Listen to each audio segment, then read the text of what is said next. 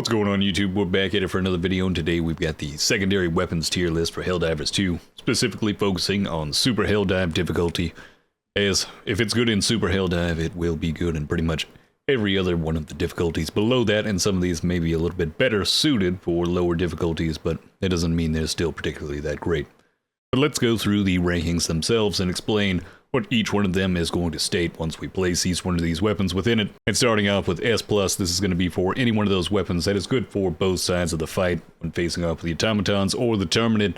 And just below that, we've got the S tier for Terminid, which is going to be those secondary weapons that are beneficial when fighting off with the Terminid, but may not be so great when it comes to facing off with the automatons. And vice versa, just underneath that, we've got the S tier for the bots, which are going to be weapons that are primarily better for facing off with the automatons, but fall short when it comes to facing off with the Terminid. And just below that, we've got the A tier, which this is going to be for any weapon that is basically just functioning, doesn't have much going for it, doesn't exactly have anything negative about it too much, and basically it's just that stock weapon that works. And down here at the bottom, we've got the hot garbage pile, which is going to be for any one of those weapons that basically is a hindrance to come in with, or just needs a full rework, or just doesn't even function properly at all. It's just one of those weapons that would get left on that shelf and more than likely won't get pulled back down until they either buff it or rework it. But that being said, we've got more than a few things to cover, so let's get straight into it. Coming up first, we've got the Peacemaker, which is going to be short and sweet going into A tier. This is the starting pistol that you'll get within the game, and it's much like the Liberator. It's one of those weapons that it does the job, but it doesn't do a great job, and by the time you start unlocking other secondary weapons, you're going to find that there's much better options than the Peacemaker itself, and there's really no other reason to go back to it once you've unlocked the other secondaries that are available within the game. It's not too bad, but it's not too great. Maybe in the future they could up the damage on this, but overall, there's just better options. Coming up right after that, we've got our first S-tier weapon, which is going to be the Redeemer. Now, arguably, in my personal opinion, this is the best secondary weapon within the game. It is one of the most versatile. You can use it against the automatons or against the Terminid, and it's going to get the job done just about every single time. Some people may even consider this to be a pocket primary, considering its high rate of fire, pretty much the same level of damage as the Liberator, rivaling the assault rifles, 31 rounds in the magazines. You have 4 magazines with this. If you possibly had more magazines or a deeper magazine on top of just lower recoil with this, more than likely this would beat just about every assault rifle we have available besides the sickle. It's kind of crazy with the Redeemer, but as long as you crouch with this weapon with its recoil, you should be able to clear through some of those crowds, especially with some good trigger discipline. You should be able to mulch through crowds of Terminid and be able to even take out maybe a couple of Berserkers, if not Devastators, when facing off with the automatons, if you can keep that aim on that weak spot in the dead center. Beyond that, it's one of those perfect secondaries to be able to pull out when you're needing to finish off any type of target, whether it be big or small, and it can even deal substantial amounts of damage very quickly with its rate of fire, even against some of those larger targets. But for those reasons, that is where the Redeemer just basically sits as the king of the secondaries for at least this time being, until they possibly change up some of the other weapons to make them a bit more versatile. But it's all based on what your preference is as well. But at that same point, when it comes down to the Redeemer, it just fits into just about every loadout and gives you the edge you need when it comes down to a secondary. Coming up right after that, we've got the P113 Verdict. Now, this is a weapon that I basically put on the shelf pretty quickly after first trying it, and I tested it out more than a good bit before actually running it into this tier list for Super Helldive, and I'll tell you right now, the Verdict is truly hot garbage. Some people may try to make an argument that this is a better version of the Peacemaker, but the Peacemaker has less recoil, it has more in the magazine, it may have less total magazines, but overall, when it comes down to damage output, the Peacemaker is outshining the Verdict in every way. It may have 50 more damage than the Peacemaker, but the Verdict is just simply a slow-firing, magazine-fed 14mm pistol that should technically be a 50 caliber pistol. I'm pretty sure the only reason that they chose to make this a smaller caliber than a 50 caliber is the fact that they want the Senator to be the 357, and they wanted this to be something of a better version of the Peacemaker. As I believe this did come with the Polar Opposites Warbond, which was basically the last Warbond we got where it felt like we just had copy and pastes of other weapons coming into the game, and not a whole lot of effort other than just reskinning weapons. And the Verdict just feels like one of those where it's kind of like a reskin of the Peacemaker with a slightly higher caliber of round. that seems like it should be performing better but ends up falling flat in just about every situation. And one of the biggest egregious issues with this is the iron sight on it. For whatever reason, it seems as though the left side of the iron sight is more highlighted and the right side of it is dark, and you're supposed to have this little tiny point at the very end of the weapon, and it just is very visually jarring. I'm not a big fan of this. And on top of that, it's just not great for crowd control when it comes to dealing with the Terminid. Even when running away, the damage just doesn't seem to be amplified to the point where it's actually justifying the need of a slower rate of fire as compared to the Peacemaker. And that's why I'm going to be putting this into hot garbage, even when facing off with the automatons, considering this only has light armor penetration and it doesn't have the medium armor penetration of the Senator. It really falls short of being optimal for something of a secondary, and the Redeemer just ends up being something that gives you a lot more redeeming chances at being a beneficial secondary as compared to something like this. Even the Peacemaker seems like it is a better option at being able to two-shot Devastators as compared to the Verdict, which is crazy to me, as you would assume that the Verdict would be able to one-shot the Devastators, but it just doesn't. So for now, the Verdict stays in the hot garbage pile. Coming right after that, we've got the Senator, which used to be a meme weapon, but once they buffed this to the point where once you've depleted every round from the chambers, you now have a speed loader, which made this a lot more useful, especially when facing off with the automatons. I still wouldn't say this is the greatest for facing off with the Terminid. That's why I put it in the S for bots, considering if you're getting overwhelmed by a crowd of enemies, this secondary is going to be just something that is more useful for dealing damage towards medium armored enemies like a Hive Guard, or maybe even one of the bloaty bugs with the bile spewers with the green variant medium armor. But even then, in those situations, it doesn't have enough damage output to truly be justified. A lot of times you may find yourself completely dumping the Senator's magazine into one Hive Guard's face in order to just take out one of them, and that's kind of counterintuitive. You'd be much better off just using something like the Jar 5 Dominator in order to get this job done a lot more efficiently. And more than likely, it's just going to be something that you just want that big iron on your hip if you're rolling in with the Terminid. But when facing off with the automatons, this is one of those ideal secondaries, as it does have the capability of being able to punch through the armor of Devastators, but not only that, it also has the capability of one-shotting any one of the Devastators if hitting them in the weak spot, which can sometimes be a little bit troublesome if you're not aiming down sights with this, as the reticle for this, for whatever reason, they've chose to give it the triangle on it. I would really like in the coming future that they possibly took this off from the visual reticle that we have available to us and just gave us the circle like just about every other weapon besides the laser weapons, and that would just benefit this greatly, because it is just visually jarring to see that triangle around that circle, and just trying to line it up with the shot of getting that precision shot on one of those weak spots. But just about everything else is going to get one shot when it comes down to the humanoid bots, and you will be able to one shot those berserkers as well with this weapon, that's giving a little bit of stagger with each round from that medium armor penetration. So the Senator really does take that top tier slot when it comes to being that secondary that is going to be reliable and trustworthy when facing off with the automatons. And since it does have medium armor penetration, you can deal damage towards one of those weak spots on the back of cannon turrets or the heavily armored tanks, as long as you're firing those rounds directly into that yellow vent on the backside. Now, this isn't the most efficient way to take them down, but if you find them already on fire, this is another one of those methods that you could use in order to finish them off. Just another thing to add on to why the Senator has that S tier slot for the bots. Coming right after that, we've got the Bushwhacker, which is going to be the triple barrel sawed-off shotgun, my personal favorite. This was one of the weapons that I was asking for from the very beginning of the game in one of these war bonds, and I thought I was just going to get a sawed-off double barrel, but they gave a triple barrel, and I mean, I'm thoroughly impressed, and I truly enjoy this weapon when it comes to facing off with the Terminid.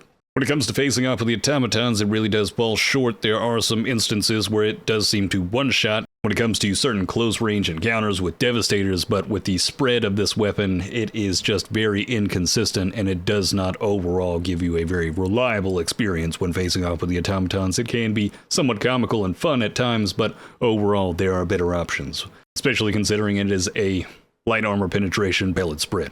But when facing off with the Terminid, this is a little bit of a powerhouse, considering it has the same it's basically a shorter version or a small version of the Punisher.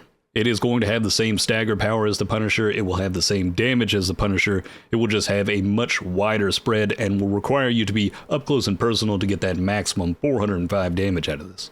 And what's crazy about this weapon is it still has the capability of just, or technically one-shotting a Brood Commander, but this is if you change the setting to firing all 3 of the barrels at one time. And this includes facing off with the new Alpha Commander as well, with its increased or basically doubled health of a Commander or Brood Commander. But you will still need to be pretty much within spitting distance of that Brood Commander, aimed directly at its face, and as long as you're firing all 3 of those barrels at once, you should be able to blow that face off, and it will drop pretty quickly right after that.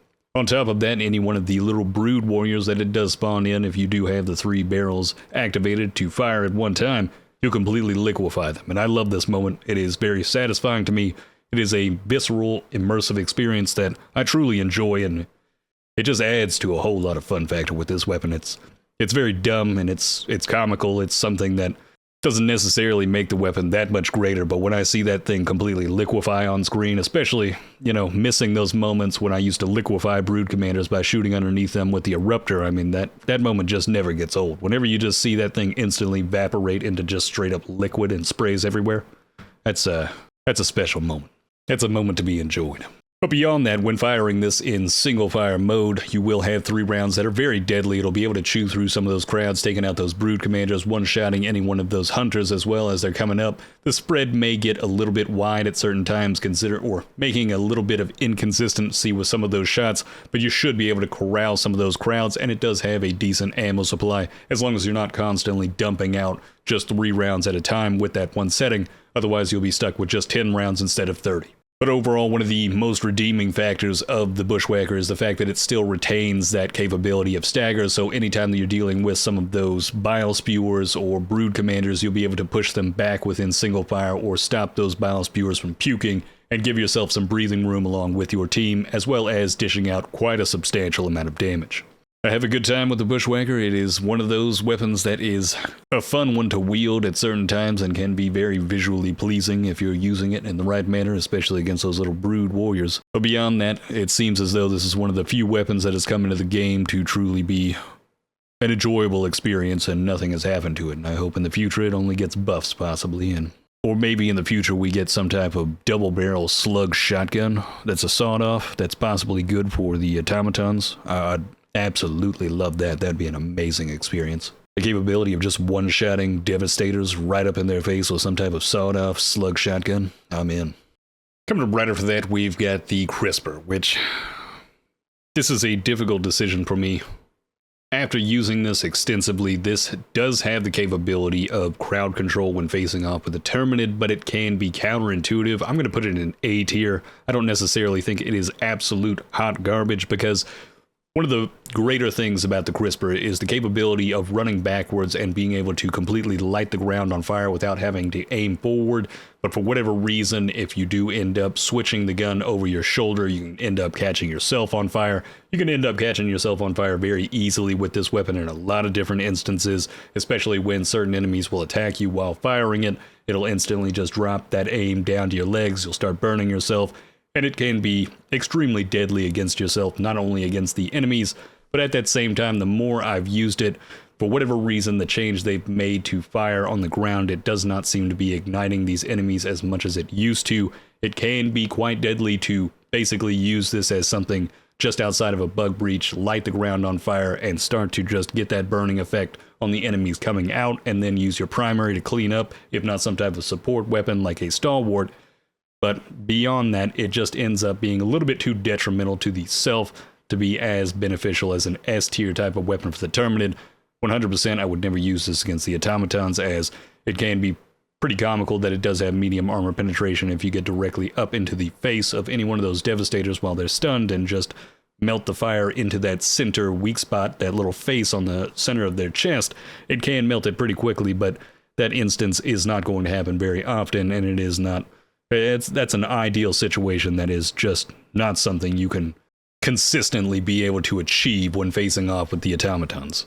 So for that reason, I'm going to put it in A tier for right now. I honestly would kind of like the damage to be upped on this, not only just this weapon, but the primary flamethrower as well. I feel as though they need a bit more damage with their output, considering how much of a detriment it can be to yourself just trying to use these weapons. Considering any time that you take burning damage, I'm pretty sure it's a static damage and not the actual flamethrower itself's total damage.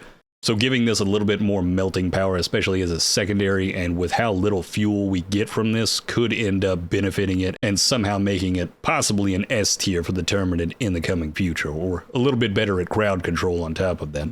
But I do still find myself having a little bit of fun with this by just walking away from certain choke points and just being able to light that ground on fire, light those enemies on fire, and then clean up with the primary weapons. It can make a smoother experience in certain bug breaches or against large crowds that you may be facing off with. Coming up right after that, we've got the grenade pistol, which this is going into S+. This is for build diversity capabilities. This is actually one of those secondary weapons that increases the variety of loadouts that you can actually create, especially if you're making a loadout that doesn't have the capability of destroying a fabricator or possibly one of those bug holes. This is something that can be slotted in to fill that position or fill that void that you have with that loadout and still give you the capability of getting that job done as you're moving from objective to objective. And on top of that, it has pretty decent damage. You can still 3-shot a charger with this. Effectively, look at this weapon as a grenade launcher. Anytime that, or anything that the grenade launcher can do, the grenade pistol can too, just in a slower, less efficient manner in a way. And I hope in the coming future they do re-increase the total number of grenades you can have available for this. Going from 8 to 6 just doesn't really make much sense. It's not an overpowered weapon. It's one grenade at a time and then we have to reload it yet again. Having 8 rounds would benefit this one much more. And it can 2-shot devastators. It has the capability of blowing up any one of those bile spewers as well. It's 1-shotting the orange variant and then 2-shotting any one of the green variants of the bile spewers, 3-shotting those chargers if you're hitting that back weak spot on the very back end. And you can shoot up underneath them in order to get that shot as well. Beyond that, it's not great for crowd control. I wouldn't necessarily be throwing these or lobbing these grenades into crowds. It can be useful against berserkers in a group by shooting them down at their legs, and being able to get that done, you should be able to 2-shot them in moments like that. But beyond that, I feel like in the future, pretty much every one of the grenade launcher type of weapons should have shrapnel attached to it, similar to what the Eruptor had, just not as devastating the damage that it did have. But I believe that would end up benefiting each one of those grenade weapons so much more, especially considering they don't have the armor penetration to be able to take out something like a Hulk or possibly heavily armored tanks, or even emplacements when it comes down to the automatons. Those moments can be extremely frustrating, considering it seems as though the grenade launcher should be able to basically explode through some of those surfaces, especially the emplacements that have that medium armor. But for right now, sadly, falls flat with being able to destroy those enemy types right now. But I would love to see in the future if they just enhance this, maybe doesn't have that same medium armor penetration capability, but has more of that strong crowd control capability, especially against groups of devastators, berserkers, or just crowds in general. It would be a huge improvement for just about every one of these grenade launching weapons. But for the simple fact of utility and giving more build diversity out there, the grenade launcher hits that S+ tier. And coming up last, we've got the Dagger, which I'll put this one above the Verdict. I think it's better than the Verdict, but the Dagger is hot garbage in my opinion. It's one of those weapons that can dish out some damage if you're able to be pinpoint accurate with hitting anything in the head, especially a Devastator's face. This is much more very similar to the Scythe, but much less damage and a very low heat sink on it. Even though I will say this probably has one of the fastest reloads in the game. Changing out the heatsink on this weapon is extremely fast, but beyond that point, it is just one of those weapons that just overheats way too quickly, doesn't have too much damage going out unless you're just pinpoint accurate with it, and with the sight on it, it's not very easy to get that done. It does have the capability of igniting enemies, but it takes far too long to destroy a lot of the enemies in front of you. Even just hunters can end up taking much longer than you'd expect compared to any one of the other secondary weapons, and it's not one of those secondary weapons that you can just easily pull out and be able to finish off a target in front of you. It's one of those that feels as though you're meant to take this out and take your time with it more than it is for one of those emergency moments to kind of finish something off. I think in the future, if this was something that could just get pulled out of hot garbage, I think increasing the total damage output of it, maybe even just matching that of the Scythe, that could end up making this a little bit more useful, considering it already has such a very small heatsink to it in the first place. And with the few magazines it has available, that would be something that could possibly go a long way and end up pushing this more in line with one of those emergency pull-out weapons that could finish something off fairly quickly. Considering the Scythe doesn't seem like it's taken out a lot of enemies too quickly in the first place, I'd imagine that would make the Dagger something that would be much more viable, or even just putting this damage down, maybe even just 50 from what the Scythe is dealing out. But that's how I see it. The dagger is just one of those weapons I just do not enjoy using. The scythe is one that I just feel is a better option compared to this, and maybe in the coming future when it comes down to the illuminate coming in, and if they have energy shields, maybe the dagger ends up being really powerful for being able to destroy those energy shields, ripping that off of the enemy, and then switching back to the primary to finish off the illuminate. Who knows, we may see something like that in the coming future, but for right now, it just does not feel great, and it's not one of those secondaries that I'd actually choose. But that's going to be the end of the secondary weapons tier list right here, guys. Let me know down below what's your favorite secondary weapon. Do you agree with some of the choices on this list? Do you think some of these are hot garbage? I'd like to poll a lot of people about, what could the crisper be for you, or is the crisper hot garbage to you? Is it one of those weapons that you could see in the future possibly becoming a bit more powerful? Would you like to see that double barrel sawed-off slug shotgun? I'd love to see that coming in the future. But let me know some of your ideas down below, as well as hit that subscribe button if you'd like to see more content like this in the future. I do have the support weapons tier list coming up here this weekend, and we've got more than a few of those loadout videos that we need to start pumping out for the Super Helldive, as well as Space Marine 2 coming out next week.